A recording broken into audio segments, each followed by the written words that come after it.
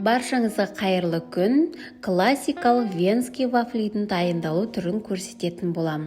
Бұл тағамның айтарлықтай 120 жылға ұласқан тарихы бар. 19 ғасырдың соңына таяу 1898 жылы австриялық кондитер Йозеф Маннер ойлап тапқан болатын.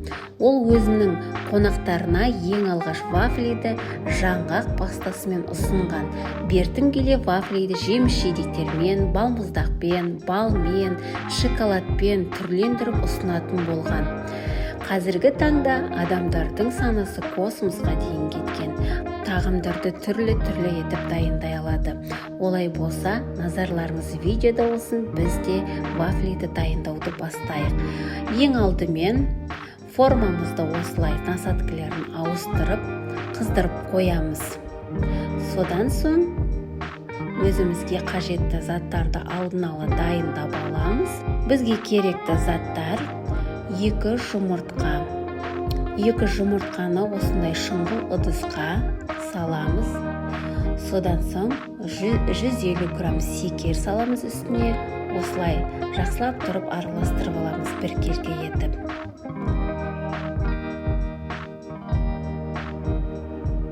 Секер мен жұмыртқа араласқаннан кейін үстіне 150 грамм сүт құятын боламыз. Сүтті жылытып құясыздар. Өлшеп алсаңыздар да болады, или меркасы бар ыдыспен сразу құйсаңыздар да болады. Осылай сүтті құйғаннан кейін тағы да құймағымызды араластырамыз. Содан кейін 180 грамм майды, тағы да айта кететіндей, өлшеп алсаңыздар да болады, немесе көзбен салсаңыздар да болады. Майды да ерітіп аласыздар. Еріген майды қоспаның үстіне құйып, жақсылап тұрып араластырамыз. Одан кейін 300 грамм ұнымызды саламыз. Тағы да араластырамыз.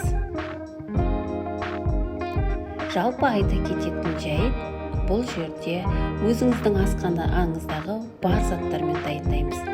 Және бір ас қасық қосытқыш салып, тағы да бір қалыпты, бір келкі қою смес шыққанша дайындайсыздар. Осылай араластыра бересіздер. Мені осындай керемет қою смес дайын болды. Сіздерге айтатыным, ешқандай артық дүние емес. Қолда бар нәрселермен дайындасыздар. Өздеріңіздің тоңазытқыштарыңыздағы, асханаларыңыздағы бар заттармен дайындайсыздар. Осылай ысып тұрған формаға құймағымызды құямыз. Сосын пісіріп аламыз. Дайын болған вафлиларымызды шпажка мен ыдыстарға салып аламыз.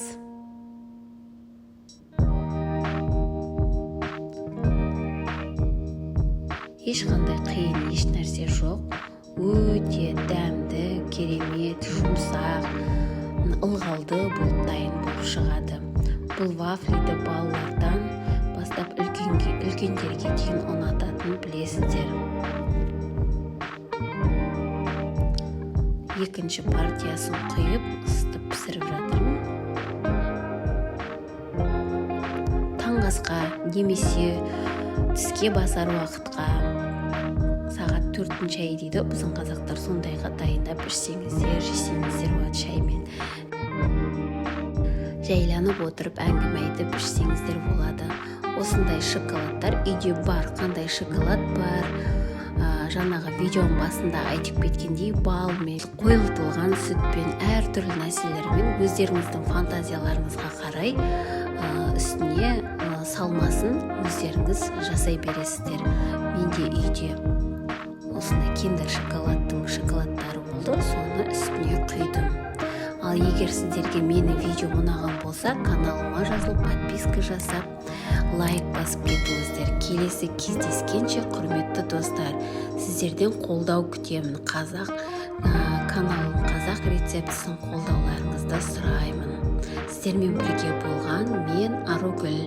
Сау болыңыздар. Ас болсын, міндетті түрде дайындап көріңіздер.